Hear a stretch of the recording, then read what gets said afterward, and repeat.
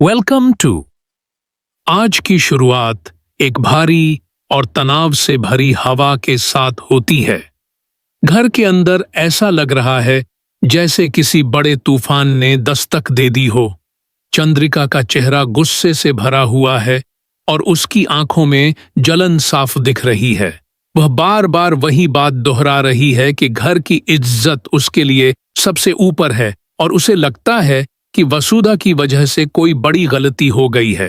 लेकिन असलियत तो यह है कि वसुधा बस हर चीज समझाने की कोशिश कर रही है। उसकी आवाज बहुत शांत है, जैसे किसी डर ने उसके मन को पकड़ लिया हो। वह बस इतना चाहती है कि चंद्रिका उसकी बात को सुन ले, लेकिन चंद्रिका का गुस्सा आज किसी भी बात को सुनने के लिए तैयार नहीं है।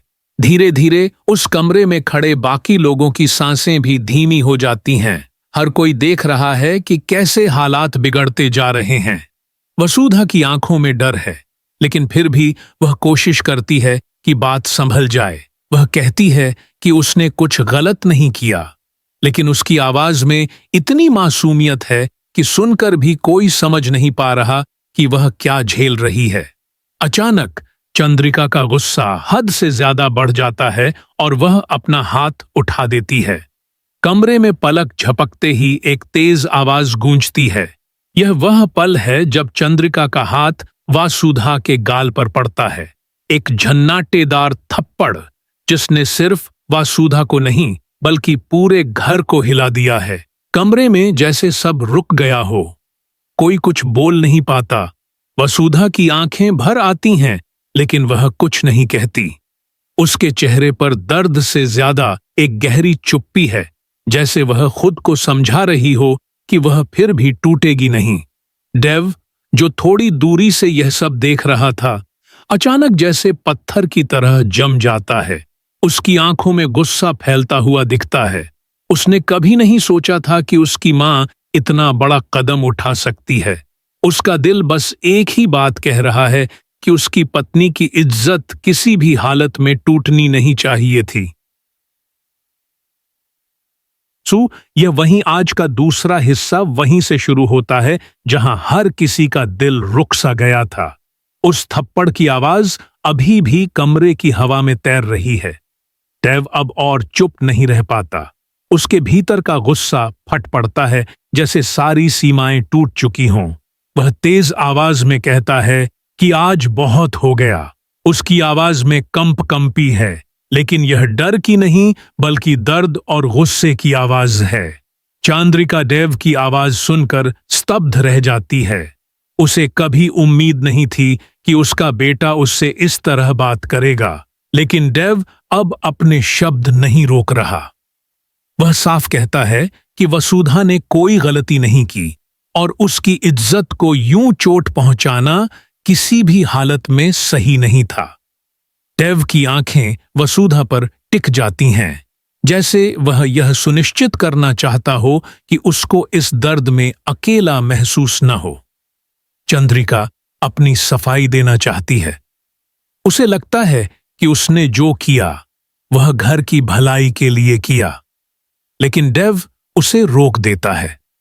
वह कहता है कि भलाई कभी किसी को चोट पहुंचाकर नहीं होती। उसकी आवाज में एक अलग ही शक्ति है, जैसे वह पहली बार अपने दिल की बात खुलकर बोल रहा हो। वसुधा बीच में बोलने की कोशिश करती है, लेकिन डेव उसे धीरे से मना कर देता है।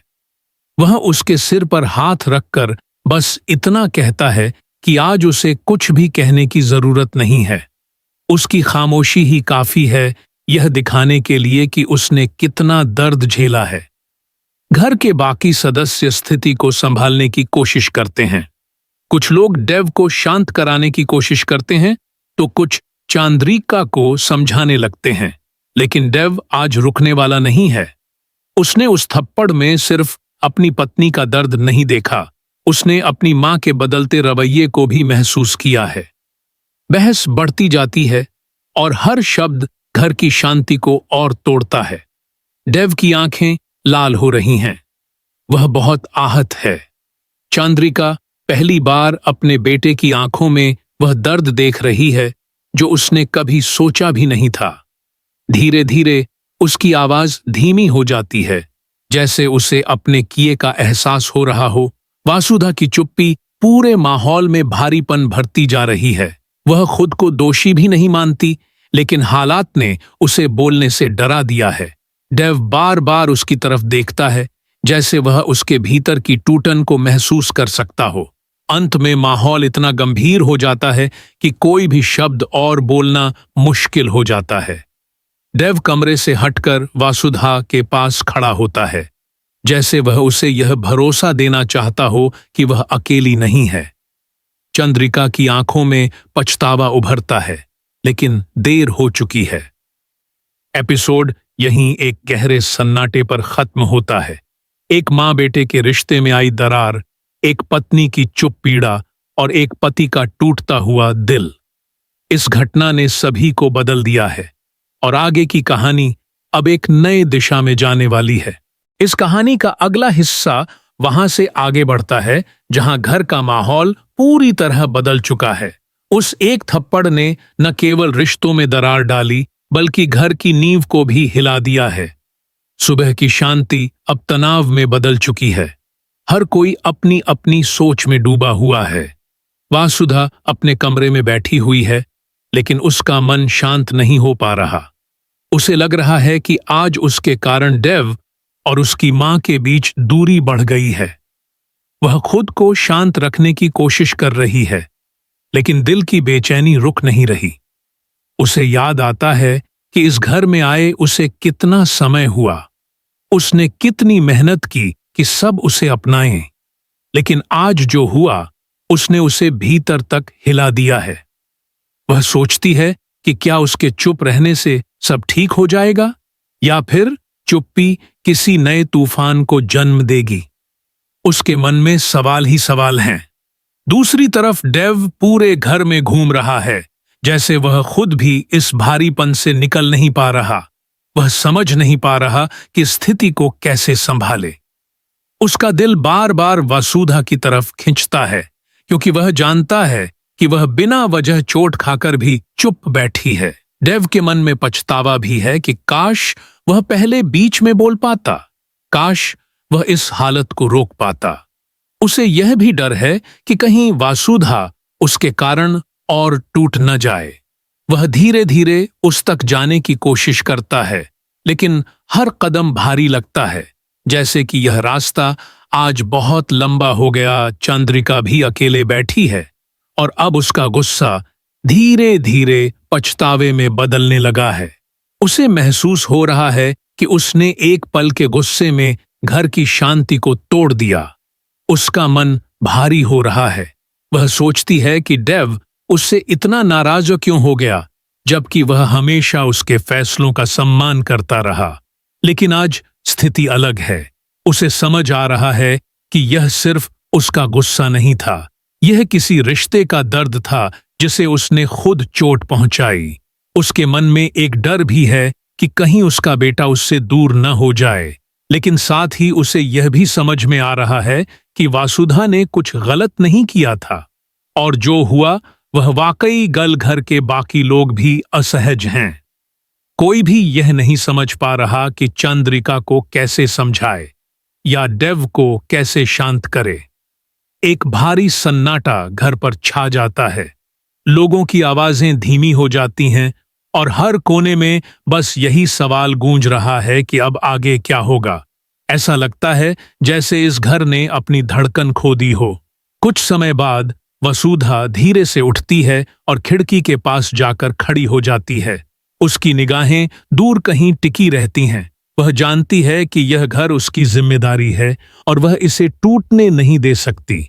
वह सोचती है कि क्या उसे आज डेव को संभालना चाहिए या चंद्रिका को समझाना चाहिए। उसके मन में यह भी आता है कि कहीं उसकी वजह से डेव अपनी मां से दूर न हो जाए। वह दिल से चाहती है कि यह रिश्ता ठीक हो जाए, भले ही उसके लिए उसे खुद को पीछे करना पड़े। डेव उस समय कमरे में आता है, लेकिन वासुधा उसे देख नहीं पाती क्योंकि वह अपनी सोच में डूबी हुई है। डेव उसके चेहरे के भावों को देखता है और उसे महसूस होता है कि वासुधा उससे कहीं ज्यादा टूटी है जितना वह दिखाई देती है। वह समझता है कि यह सिर्फ एक थप्पड़ का दुख नहीं है, यह उस सम्मान का दर्द है जिसे वह हमेशा बचाकर रखती आई है। देव मन ही मन फैसला करता है कि वह अब कुछ भी ऐसा नहीं होने देगा जो वसुधा को और दर्द दे।